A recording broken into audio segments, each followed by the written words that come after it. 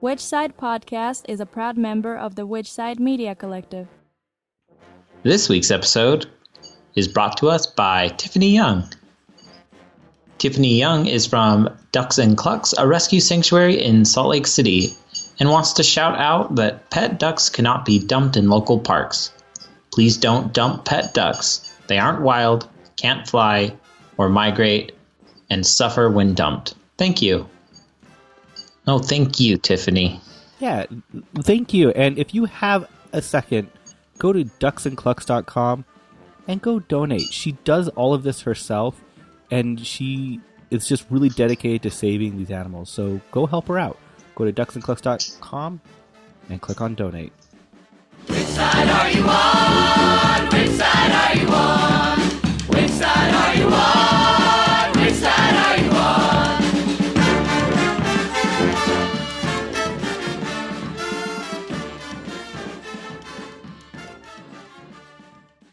This is episode 222.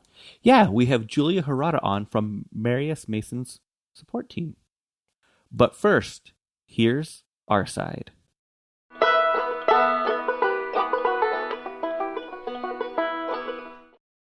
I recently did a speech at the Utah Prisoner Advocacy Network Day of Empathy event, and just wanted to share that with you. So, hope you enjoy. Hey, I'm Jordan Halliday. I was born and raised here in Utah, and I've lived here for all my non-incarcerated life.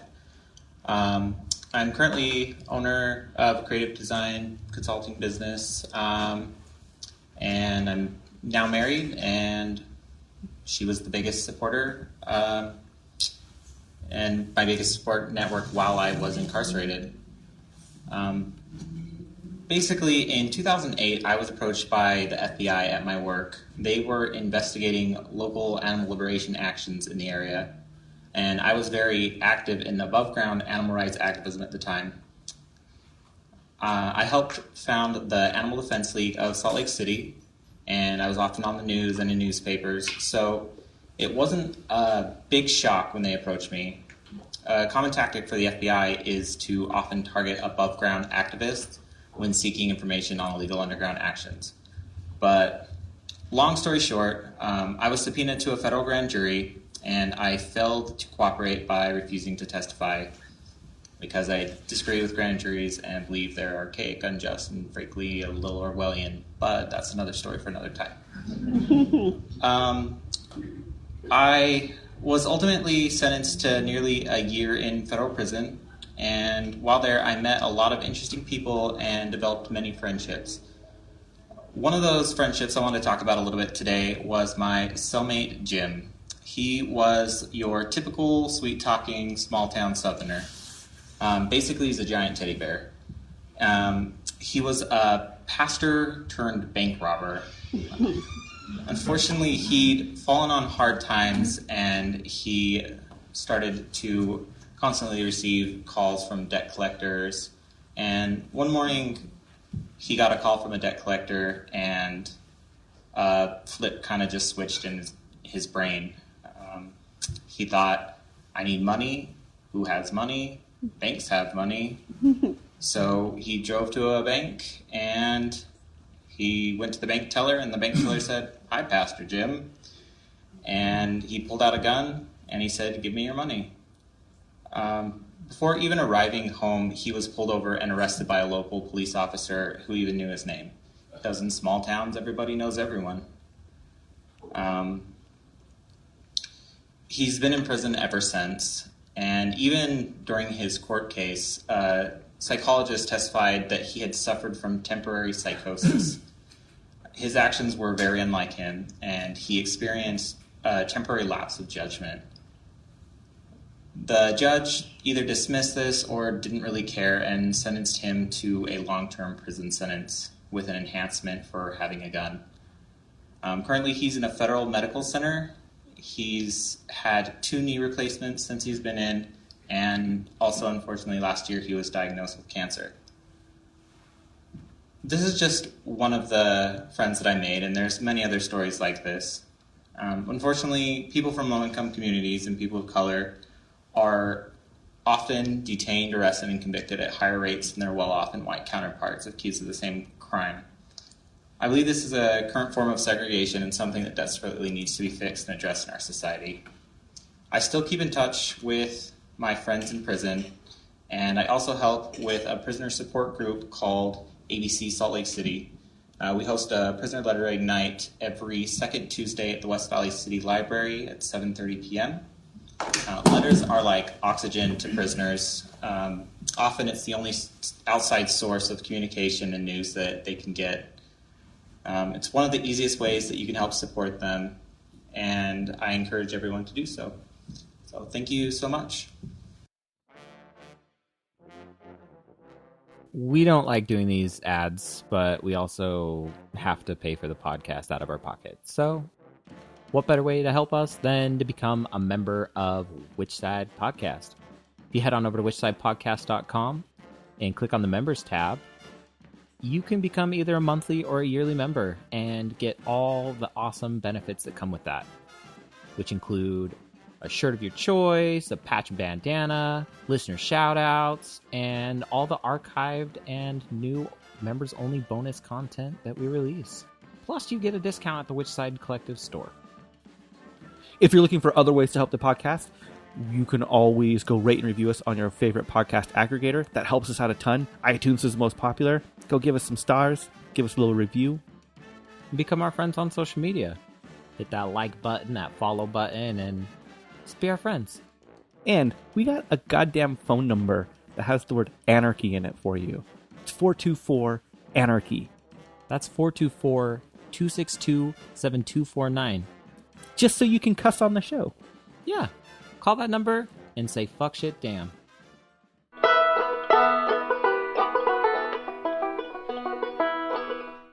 Would you mind giving us and our listeners a brief update as far as Marius's case, what led up to it, kind of where everything is now?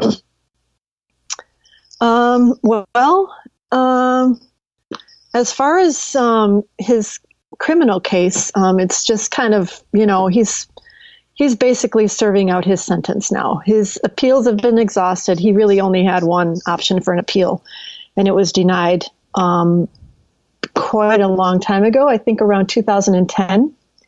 And he's been serving out his sentence at Carswell Federal Medical Center in Fort Worth, Texas.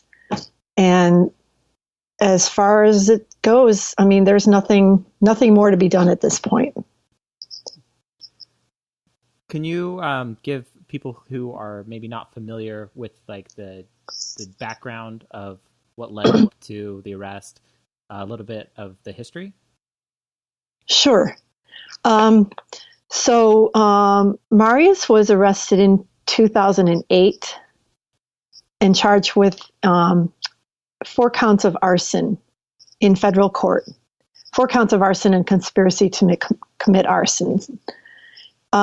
And those charges related to Earth Liberation Front and Animal Liberation Front actions that took place between 1999 and 2000. So the biggest action was the destruction of an office and a laboratory at Michigan State University, where they were doing some testing with Monsanto. And so there was an action in that laboratory on on New Year's Eve of 1999 into 2000, when the university was closed down, completely closed down, and no people were around. So basically, it was burned, pretty much burned to the ground, causing about $4 million in damages. And so because Michigan State was receiving federal grant money as part of their testing, they were allowed to use federal law and federal charges against Marius. Otherwise, it would have been a state crime, I think. But it turned out to be a federal crime. So nobody was physically harmed in those actions. And then, so Marius was not arrested until like 8 years later. and they arrested him and brought charges against him and kept him in Michigan. And all of the legal work was done in Michigan, but he was put under house arrest for several months awaiting trial, and then finally agreed on a non-cooperating plea because the expenses would just be way too much for his family and put a lot of emotional, financial stress on the family. So he agreed to a non-cooperating plea, and he was sentenced in, I think it was February of 2009, to 22 years plus 10 months. So how has the greater animal rights and environmental movement been as far as supporting Marius throughout this time?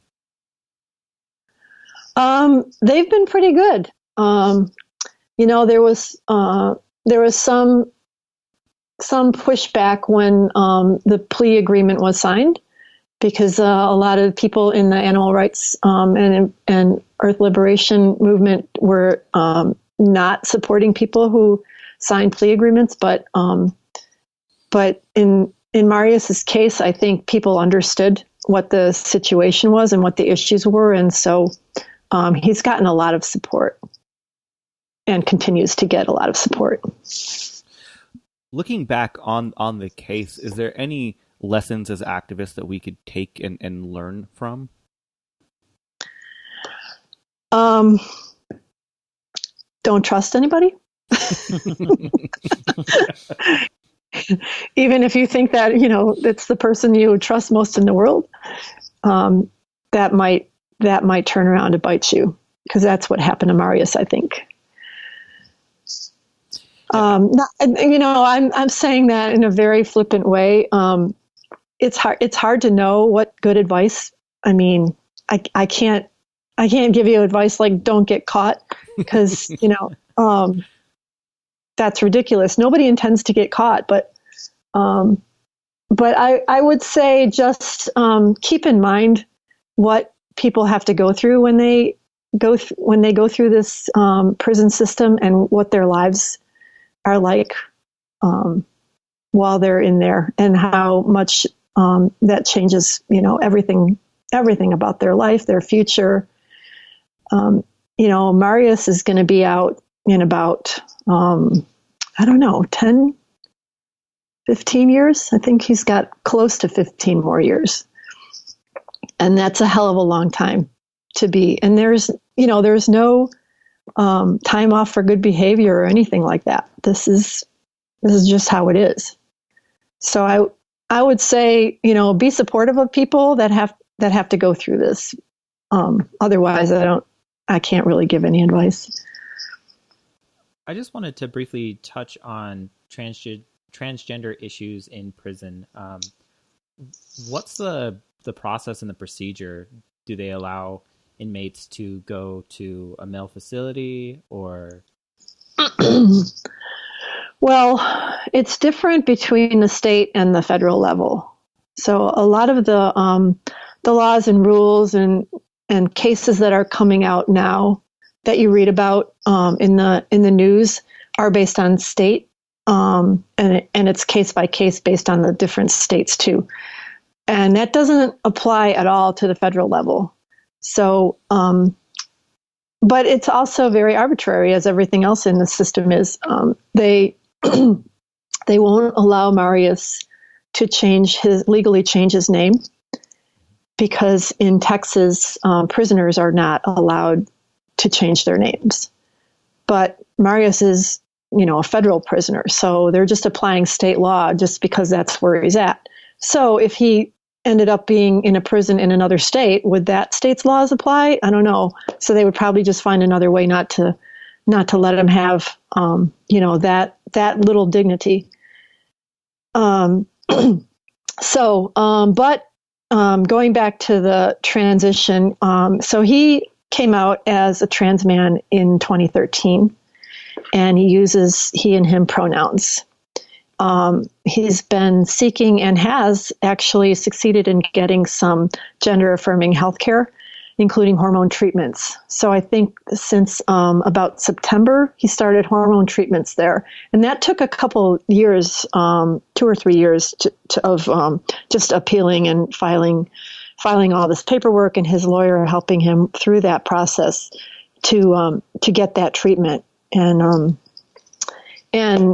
we think that Marius is the very first transmasculine person to obtain transition-related health care after coming into federal custody. So a lot of people get arrested and they already are trans or they have transitioned, but Marius had not, and then did so while in prison. So I think this is the first case of that happening. So it's very, it's a groundbreaking case. So he's getting hormone treatments every 2 weeks on a set schedule. And as far as the name change, at some point we were announcing to the general public that Marius had changed his name and that you should address him as Marius and put all the mail should be addressed to Marius, but they stopped allowing him to get any mail that has Marius on the envelope. So they would just send it back or throw it away. So then, so now people have to write to Marius, put Marie or M. Mason on the envelope, but you can still address the inside letter to Marius. So I encourage people who want to write to Marius to do that. Write Dear Marius in the letter, but Marie or M. Mason on the envelope. And it really helps his general state of mind when people can address him by his name that way. And I heard that there were some letters getting rejected even with M on them. Is that correct? Well, it seemed to be the case a while back. But I don't think it's the case anymore. That's good. And, again, it's so arbitrary. The mail system itself within the prison is very arbitrary, and whoever happens to be in the mail room to, sort and deliver the mail can, make up their own rules as they go along. And that applies to any kind of mail that comes in, whether it be magazines or books or, and they can decide, this is not appropriate for this prisoner. So then they don't deliver it. So that's why I always address my mail Marie Mason, just on the off chance that somebody in the mailroom, gets a bug up their ass one day and decides not to deliver the mail that way. For sure. So for individuals that want to actually dive into the world of prisoner support and prison abolition, what's the next step besides just writing letters that they can take? Well, there's all kinds of sources online that you can go to. There are, Marius has a website, for instance, that you can read all about all the stuff that I've been telling you, but also more about the case, more background. You can just get informed and get educated about people in prison and what the different cases are currently. You can join mailing lists. There's all kinds of prisoner support groups that you can follow on Twitter. I actually follow some prison and health related Twitters, and Facebook has a bunch of them too. I mean, I can't name offhand all of them, but there's there's a wealth of information out there if you just start looking. It depends on what your focus is and what your interests are. There's all kinds of prisoner support groups out there that are doing stuff. So can you talk a little bit about the Trans Prisoner Day of Action and Solidarity? Sure. So after Marius came out as a trans man, he wanted to do something to highlight unique experiences of trans prisoners, because there are, of course, trans people in the general population out in the world are disproportionately policed and incarcerated, and that's pretty common knowledge. But then when they go to prison, they're often placed in solitary confinement to separate them from other prisoners. And the prison's administrations argue that that's for their safety, but it's very isolating. And the UN considers solitary confinement a form of torture. So Marius came up with this Trans Prisoner Day of Action and Solidarity for January 22nd. And this is, I think we've had 2 or 3. Well, this is, so it was 2015 when he started that. So there's been 2 already. And basically it advocates for communication across bars, fostering pen pals between people on the outside and trans prisoners. And again, going back to what I was saying about getting letters, it's a lot of people do letter writing campaigns and just letter writing days on January 22nd. So then Marius will get a whole pile of mail from people all over, just, communicating about their lives and whatever their interests are. And it really boosts his mental state a lot because he always talks about how much mail he gets and how happy that made him for January 22nd. So he's hoping that spreads more widely, and it has hit some prisoners, but I think it hasn't really become a big enough movement yet. So that's what some of us are working on. It's just bringing more awareness to that. But sometimes these things take a while to, get off the ground. For sure. And what about June 11th? June 11th is an International Day of Solidarity for prisoners. I think it was originally for anarchists and prisoners and environmental activists. So that's basically what it's about. But it's good. It's been going on for quite a while now, and people all over the world have events and activities around June 11th to support anarchist prisoners and eco-saboteurs. So that actually helps a lot financially, because people have bigger events all over the world that they have shows and they have potlucks and they have benefits to raise money. So that really is a money fundraising event, and it's been helping a lot with fundraising for Marius's care over the past several years. So what is your origin into activism and prisoner support? What brought you into this? What brought me into it? Uh-huh. Well, I've known Marius for 30 years. So we've known each other since the late 80s. So Marius is really what brought me into it. I really wasn't doing it before then. I started doing it because Marius is my friend and because I wanted to support him. And we just go way back as far as environmental activism in Detroit and,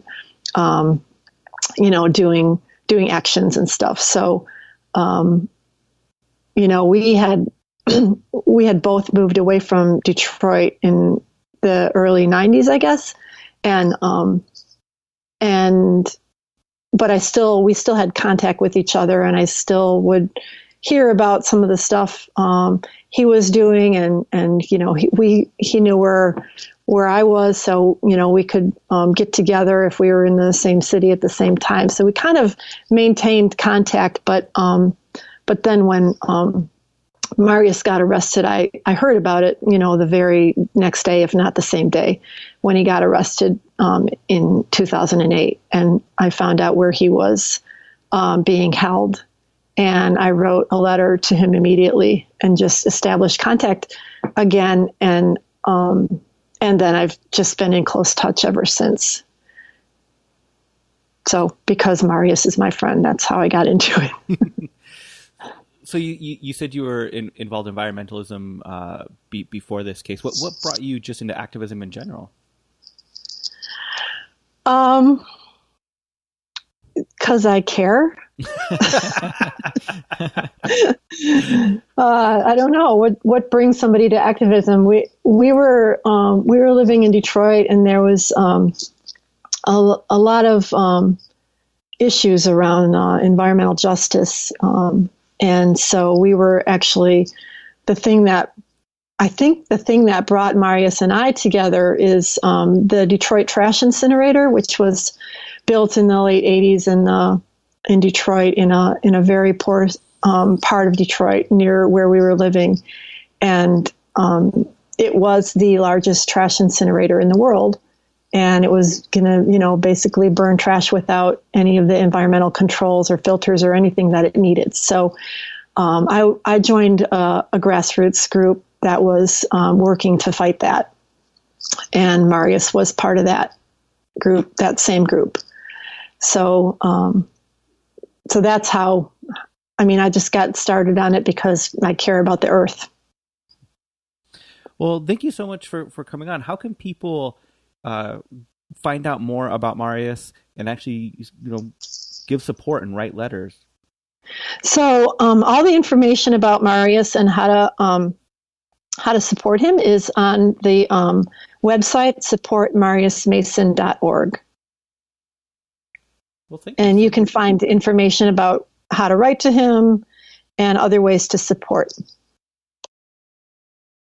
Whichside Podcast is hosted and produced by Jordan Halliday and Jeremy Parkin of the Whichside Media Collective, with web design by Jordan Halliday and sound design by Jeremy Parkin.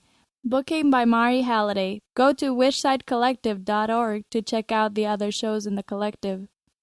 As always, This is Julie Herrada. I'm from Ann Arbor, Michigan. Fuck, shit, damn.